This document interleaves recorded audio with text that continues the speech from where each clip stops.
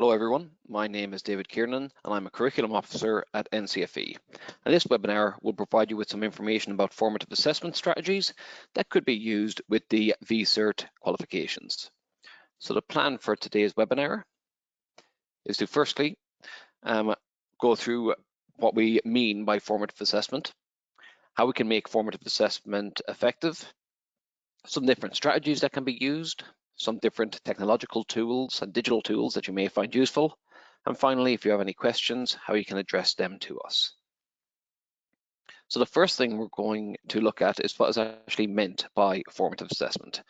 And formative assessment was nicely summed up in a quote by Robert Stake.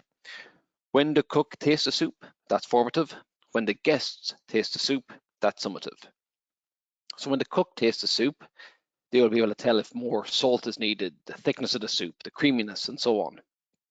But when the guests taste the soup, the product has now been made and it's too late for the cook to do anything about it. So that's just sort of a little analogy for formative assessment.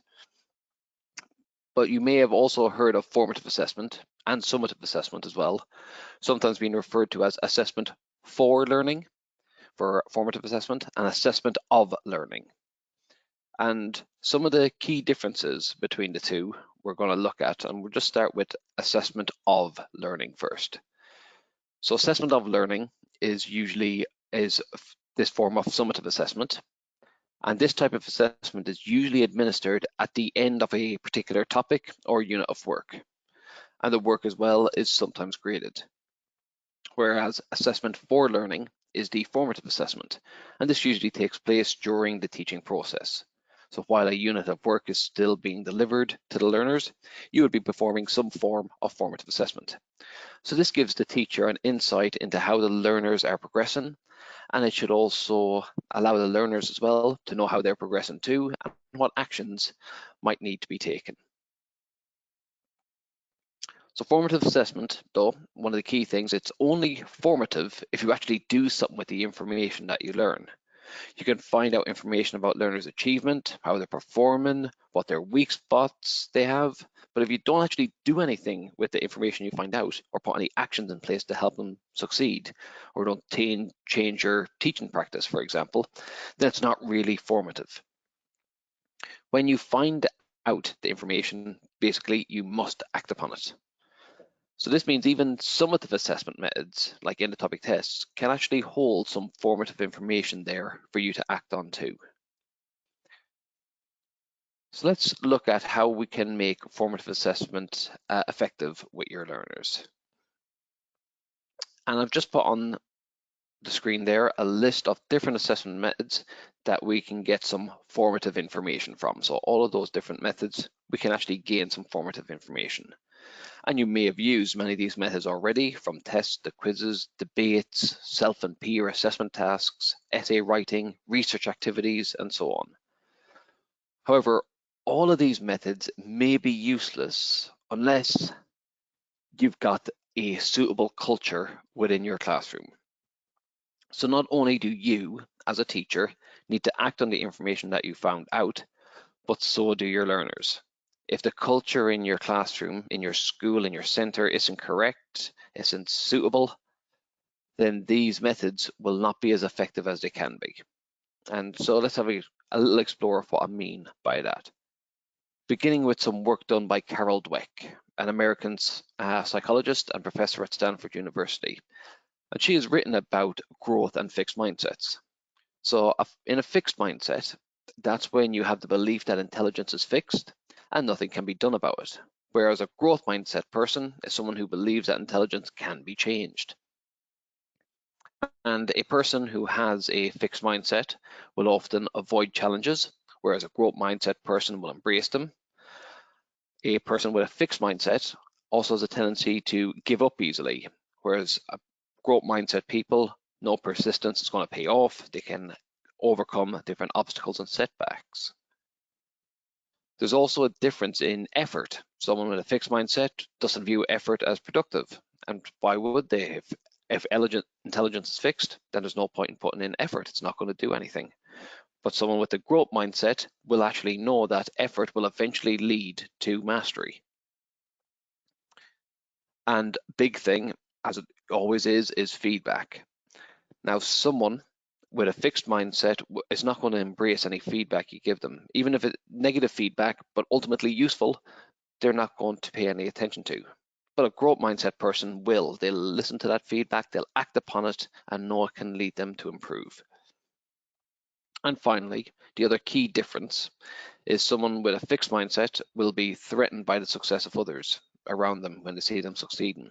But if you've got a growth mindset, that often inspires those people and drives them towards success. And in several cases, they seek out those people so they can interact with them and learn from them as well.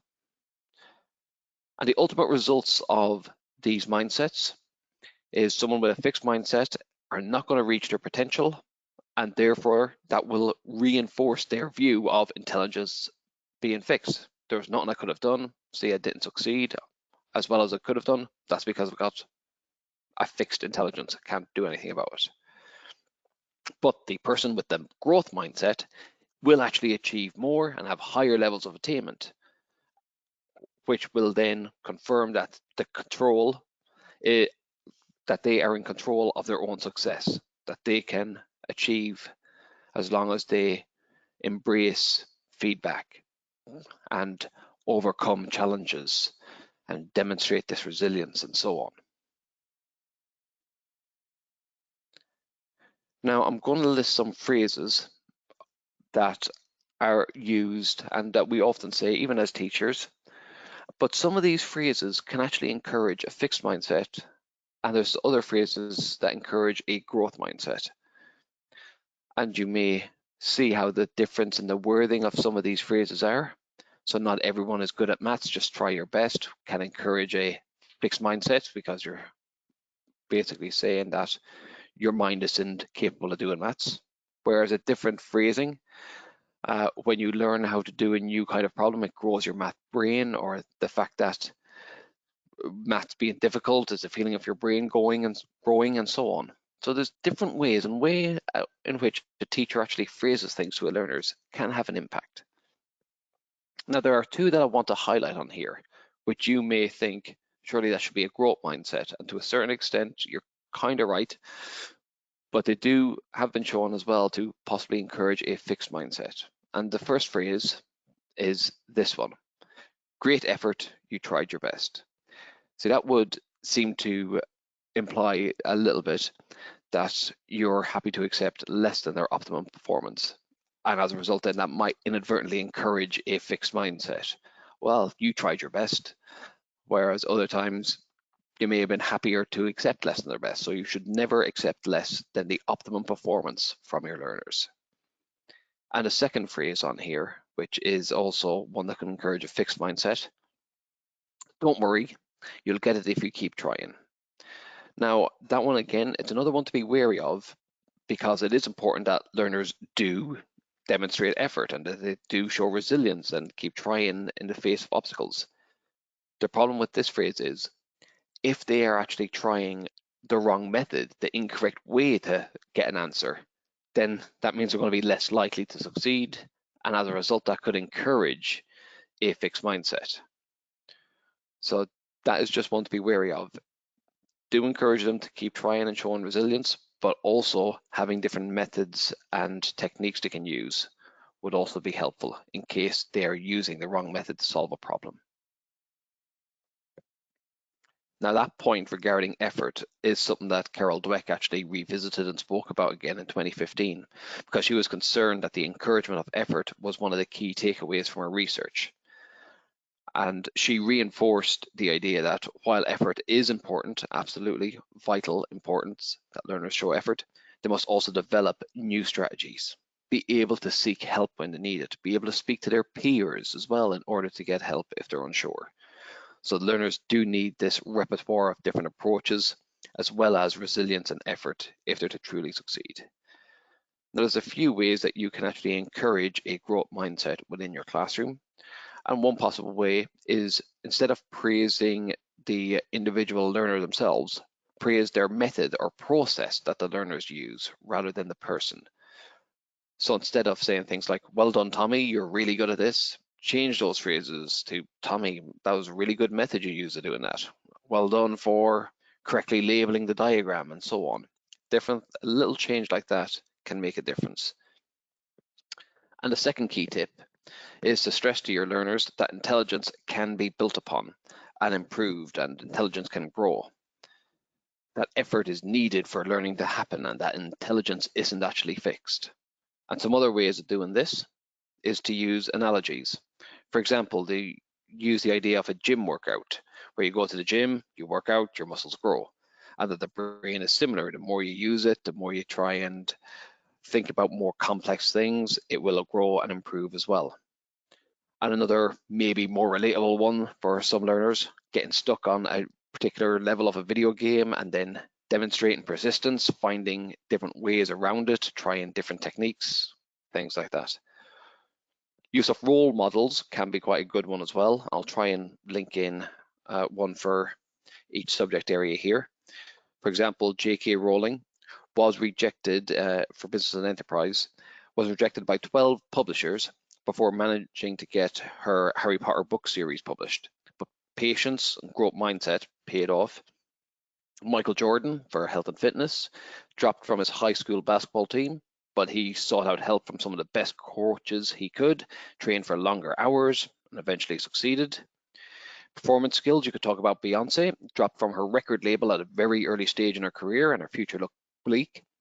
Engineering, one well-known quote from Henry Ford, saying, "Whether you think you can or you think you can't, you're right." So showing the belief that it's all just down to your own belief, how you actually think about things. And if you were thinking about art and design, you could mention Van Gogh, a phrase that he said, "I am always doing what I can't do yet in order to learn how to do it." So that sort of quote is again showing the idea of this growth mindset. Or if you wanted to go for one that's a bit more maybe topical and relevant right now, you could speak about Joe Biden, third time going for the presidency. And most people probably wouldn't have gone 3 times to become president, but third time was a charm for him and becoming president of the United States. And finally, one other technique you could do, you're maybe already aware of which learners in your classes have got a growth mindset and which ones do have a fixed mindset. Well, you could actually try pairing them up, pair a fixed mindset with a growth mindset learner. And this way, those with the fixed mindset will probably, hopefully see that those with a growth mindset are actually still struggling and finding the same things difficult as they do. But the only thing that's different is their approach, their effort, the way and their attitude towards the work is what's actually making them succeed. Now, one other aspect that needs to be developed within your learners to make formative assessment as effective as possible is metacognition. And that's about getting your learners to gain a deeper understanding of how they think so that they can act and improve their learning. And it's getting learners to think and reflect on their learning. So one of the first things that learners need to be aware of is how their brains are actually wired for growth. So that development of growth mindset culture, again, that needs to be developed to make metacognition as effective as possible. Learners as well need to be able to recognize when they don't understand some work. And this is an important part of developing their metacognition and developing their self-awareness as well about their learning. And one way of doing this could be to take some time at the end of a challenging lesson, or maybe 10 minutes at the end of a week, and ask the class what was the most confusing piece of material that they'd studied during that lesson week. And this will have 2 good effects. The first one, it's actually going to help to jumpstart the metacognition process within your learners, but it'll also reinforce the idea that being confused about something is actually okay, and that it's actually a necessary part of the learning process. By providing opportunities for learners to reflect on their work, you can actually get them to acknowledge and realize that cognitive growth has happened. And that's going to help to foster the growth mindset and also help to foster some of the higher order thinking skills as well. So for example, maybe at the end of a lesson, you could get learners to do a before I thought, but now I think activity. Let's say health and fitness, before I thought respiration was this, now I know respiration is this. Something as simple as that.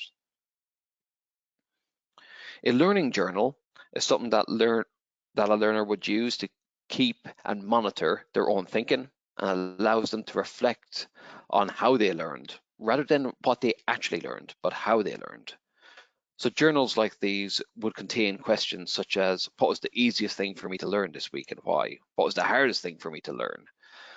What learning strategies worked well for me this week? What study habits worked well for me? What new habits and new strategies will I do next week? So these can be useful tools for getting learners' metacognition actually developed. And one final one is to use essay type questions rather than multiple choice questions. They can actually help learners to develop that higher order thinking skills, and as a result as well, their metacognition. Because essay questions can get learners to reflect on how they prepare for those types of questions and how they answer them, which would be very different to just a multiple choice style question. So developing both growth mindsets and metacognition is the important first step. So we're now going to look at some specific formative assessment strategies, and I'm going to try and link in examples for the level 1/2 technical award V certs. So first of all, the distinction between learning and performance is an important one to make, because learning can happen in the absence of performance, and vice versa. Performance can happen in the absence of learning. So knowing the definition for these two is important. So learning is when we get a permanent or relatively permanent change in the learner's behavior or knowledge that supports the long-term retention. Whereas performance, it can be temporary, which is measured during the instruction or even after it. And in Dylan Williams' book, Embedding Formative Assessment, he lists 5 key strategies for assessment for learning. The first one is sharing the learning expectations with your learners. So what they need to do, what you expect them to produce, what the criteria is for success. That's one of the first strategies for assessment for learning. And this could be the use of rubrics or the use of exemplar answers being shared with learners as well. Questioning is probably a self-explanatory one. It helps to elicit exactly what the learners know. And when questioning, it can be best to have a no hands up environment. This will allow you to get an overview of the entire class rather than those who are always willing and keen to offer answers. This can be extended out to creating tasks as well though. So not just questioning, but creating certain tasks and activities that actually elicit the evidence of understanding from your learners rather than just being used to measure their performance. So getting that learning, checking their learning rather than their performance. The biggest strategy, multiple research around this to improve learner achievement, is providing feedback. And for feedback to be effective, then ideally, it should be as specific as it can be. And I understand this can't be as easily done with the Synoptic project. So the more practice that is done in advance, the better. Timing as well. So feedback is important. So the sooner the learners are given that feedback, the better, so they can act upon it. The third point there, letting learners know how the feedback is actually going to help them progress towards their goal. The fourth one there, how you actually give the feedback does have an impact. Professor of psychology, Edward Decky, has said that feedback can be counterproductive if learners feel that they're being too strictly monitored, if the feedback comes across as controlling them rather than guidance, and if there's an uncomfortable sense of competition, like feedback is given in a group setting and learners feel they're competing with each other. So do explain the purpose of any monitoring and that the feedback is to help them to improve their own performance. They're only competing with themselves. And the final point on there, learners need to be involved in the process and they need to have access to any data about their performance so they know if they're mastering the material or not.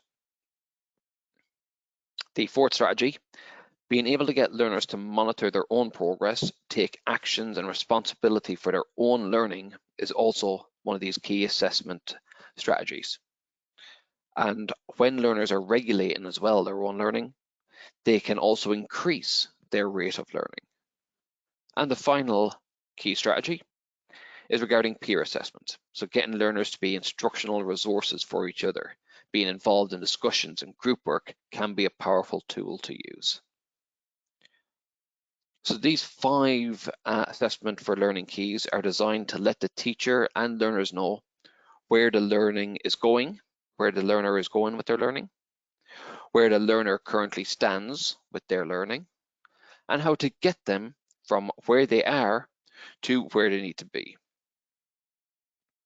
So share the learning expectations will help to inform the teacher and the individual learners and their peers what it is they're working towards. So that's why it's very important to share the learning expectations with them. By this idea of questioning and creating those tasks and designing those activities, that will help to elicit understanding, and that's going to inform the teacher, you, about where the learner currently stands. Then ensure that you provide feedback to the learner that helps to move them along.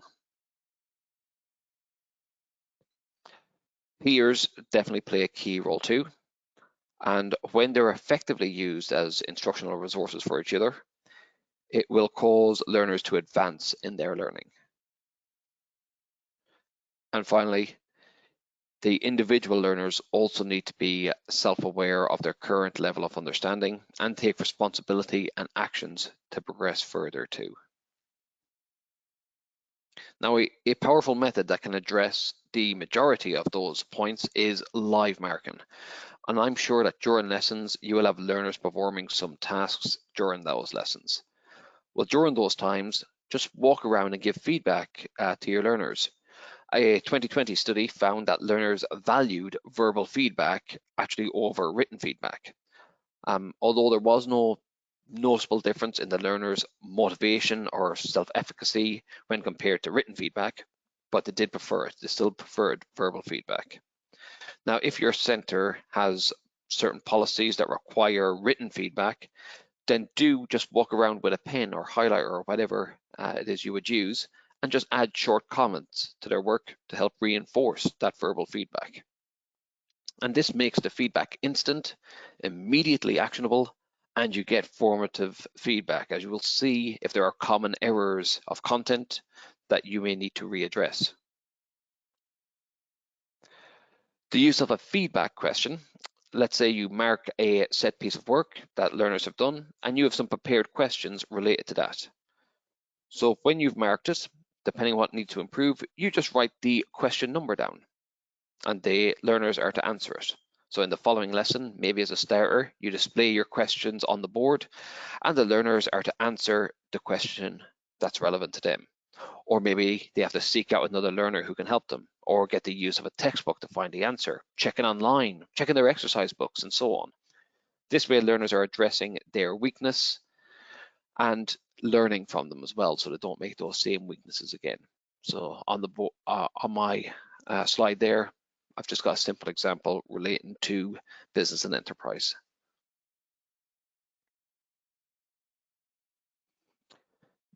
Now, Harry Fletcher, who's an educational researcher and writer, he advocates for the use of checklists. And the reason being, he says they can help learners to master processes as learners internalize the steps for writing a good paragraph or conducting a calculation, or the one that I've got there is one that I've used myself in the past on producing a graph. It helps learners to be reminded of what a great essay, report, or presentation actually requires when you use these checklists, especially when you combine them with model answers.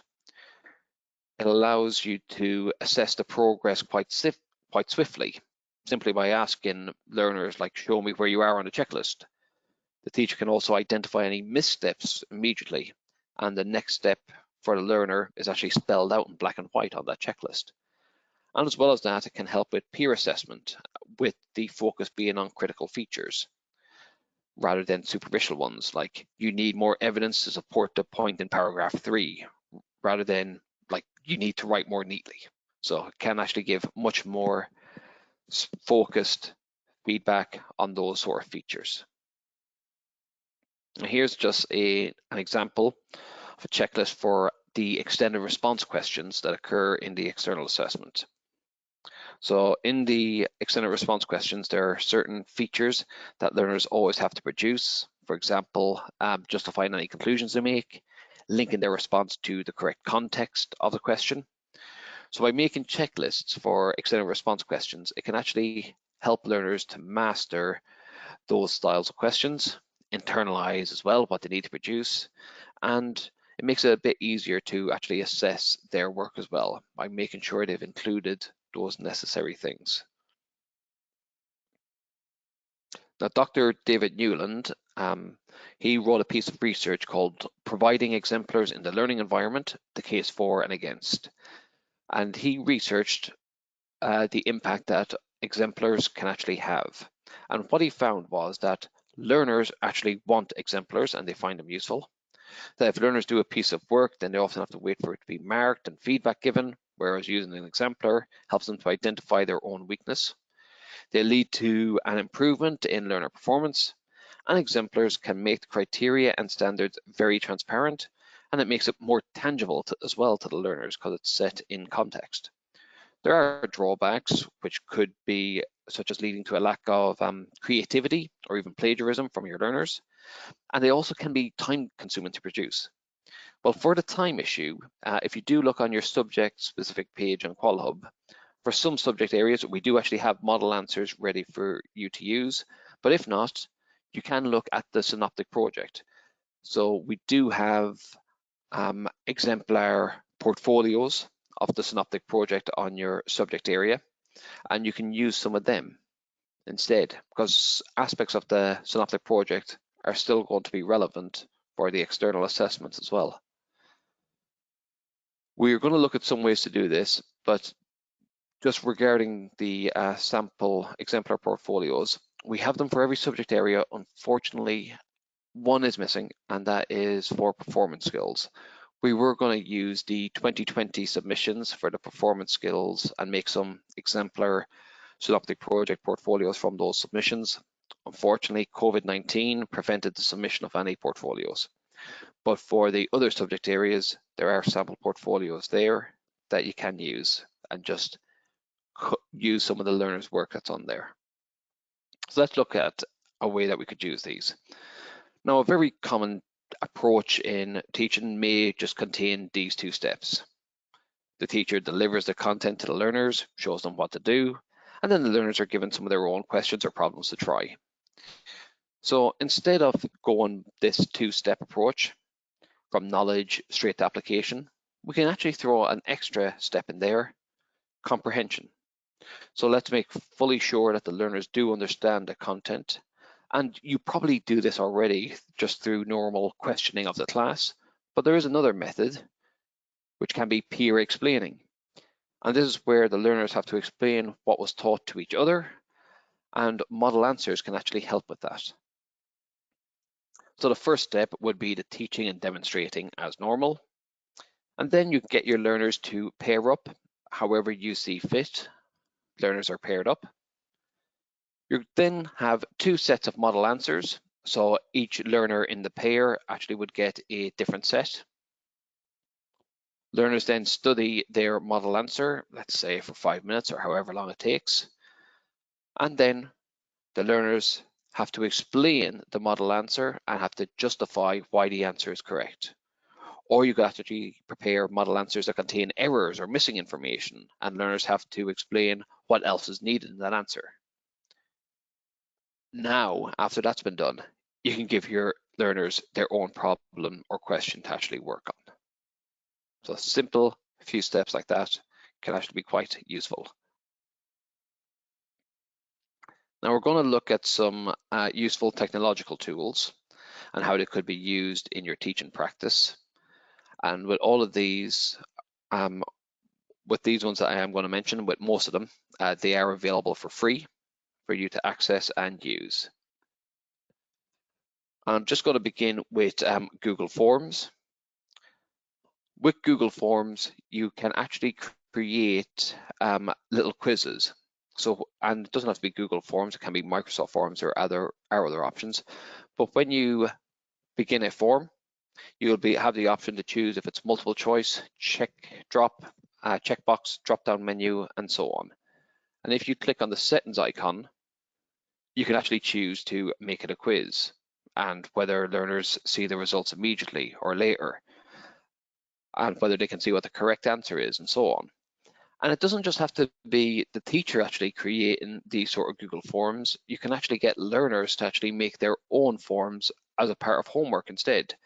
Research has shown that learner-generated questions actually have a positive impact on their performance and their connection to the material, as well as being quite an active learning technique.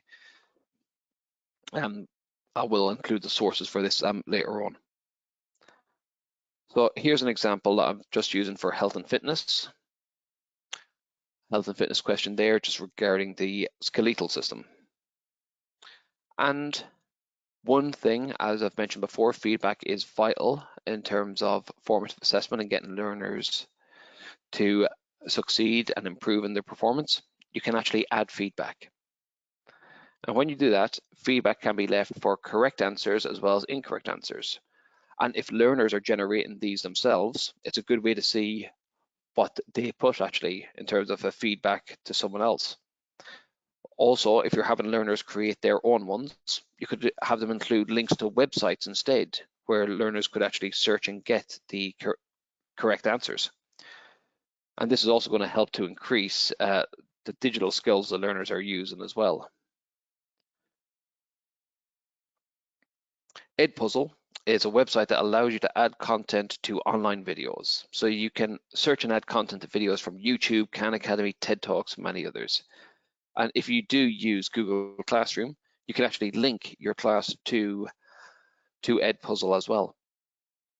Now you can search for a range of different videos on what topic you would like, and there are some ready to use ones available too that have been created by others.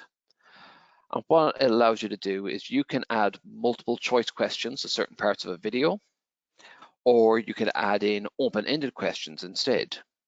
Or instead of using them as open-ended questions, you could just use them as discussion boxes. What's your opinion on this sort of thing, to elicit learners' current thinking? As well as just these question types, you can actually add voiceovers or post-it notes to sections of these videos as well. And you can also edit the videos by cutting or trimming certain parts of it. When you've finished with your editing and you've added in the content you want, you can then assign it to your learners. And there's a nice little function there that actually prevents learners from skipping through parts of the video. So you can activate that little function. This way you can be assured that learners have to watch the full video rather than jumping straight ahead to the quiz and skipping the content you wanted them to actually watch. FlipGrid is best described as a social video discussion platform. And on this website, you would post your discussion topic, and you can include more specific details if you want, or just a title, whatever you want. And as well as that, you can actually add links to other websites, videos, links to forums as well, etc. And once you've settled on your discussion topic, you can then share that discussion topic with your learners. And this can either be by having your classes set up on FlipGrid, or you could make it a public one where they would have to put in a little join code number.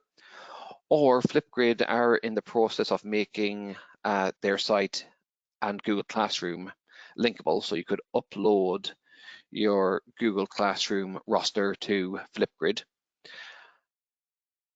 That is on the, I believe, the 21st of December 2020 is when that feature is meant to be activated. But the key thing on this website, what learners would do, whatever your discussion topic is, learners would actually reply with a video. And there are a host of options on the website, just like there are like filters and things you can add to Instagram, TikTok videos to make it more exciting. FlipGrid also have similar things. And once they've done that, they've replied with their video to whatever it is, you can actually provide feedback to the learners, either by a little video yourself, you record yourself and send that. It can just be audio only, or it can either by a typed text comment as well. You can also include grading criteria and rubrics, such as rubrics on there as well. And there are some pre-made topics that you can have a look at as well, just to get some ideas of how to set it up, or just assign any of those ready-made ones to your learners. Insert Learning is a Chrome extension, and it's quite good that you can add content onto any web page and share that with your learners. So some of the things you can do with Insert Learning is you can highlight text, you can add questions, you can add discussion boxes, post-it notes, and so much more. So let's say for art and design, I've just gone on to the National Gallery's website here, and I've put a discussion box under an image where I want learners to put in comments about the use of color, form, space, and texture with the above picture. So this one again is quite a good one to get an idea of formative feedback, seeing what it is learners are putting down for these sorts of things. GCSE Pod. This one is a series of short videos. This is a paid for one as well, but what they contain is a series of short videos or pods that summarize the key content for about 27 different GCSE and IGCSE subjects. But in terms of NCFE and our level 1/2 technical awards, they do specifically have health and fitness on there as well. NCFE endorsed health and fitness one developed straight from our specification. Now there is potential overlap though with some other qualifications. For example, I know there's a business studies one on GCSE pod, and that will have some similar content to the level 1/2 technical award in business and enterprise as well. So there are overlaps with other subjects too. But let's say for health and fitness, you can choose the relevant content you want to assign to your learners. And all of these pods, as I said, they are endorsed by NCFE and meet all the necessary specifications. So we've got the skeletal system, muscular system, and so on in this case. And these can be allocated to an individual, a class, or a year group in seconds. And instead of creating your own assignment, one of the things you can do is you can actually select from a range of ready-made assignments, which can be a great time saver. The assignments can be edited, and you can add in your own questions as well. When learners address these, the reporting is live as well, and learners can complete the assignments in the classroom if needed. And the multiple choice question options they have on there, the multiple choice ones are self-marking. So for the free text options, you can actually mark and comment on any of the free text questions and leave feedback. But one of the really useful aspects of this is GCSE Pod will create a boost playlist for learners. So that what that does is it pulls together pods using the questions that learners got wrong to help reinforce their learning. So it's instant formative feedback. The questions they address or answer incorrectly, they get pods and videos suggested that they should watch to make sure those same errors don't occur again. And the final one that I want to mention is called Mentimeter. And what Mentimeter is an interactive online presentation software program.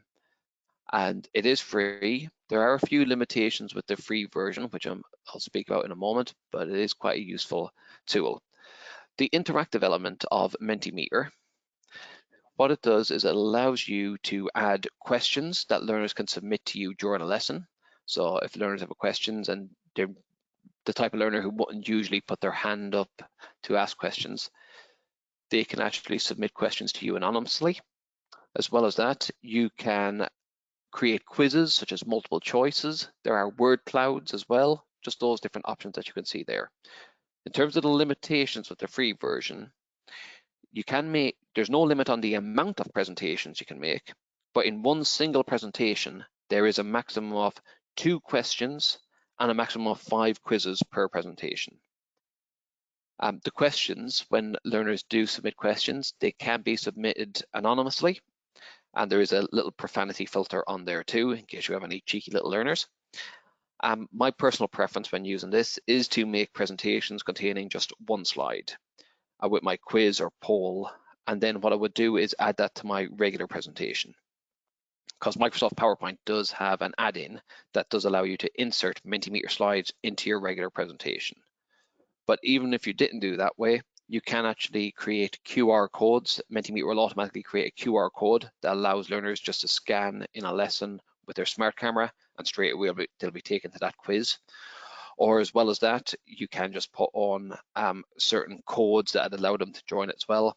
Me personally, I find the QR code one of the quickest and easiest ways for learners to access the relevant quiz you want them to have a try of.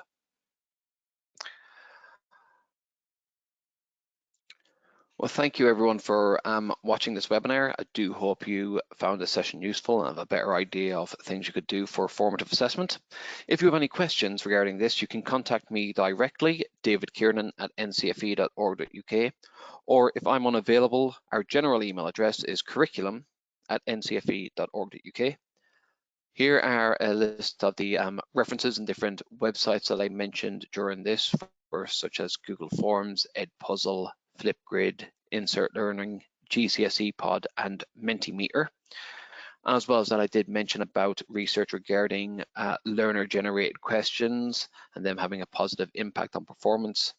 They are those specific sources. I do hope you found this session useful, and thank you very much for attending.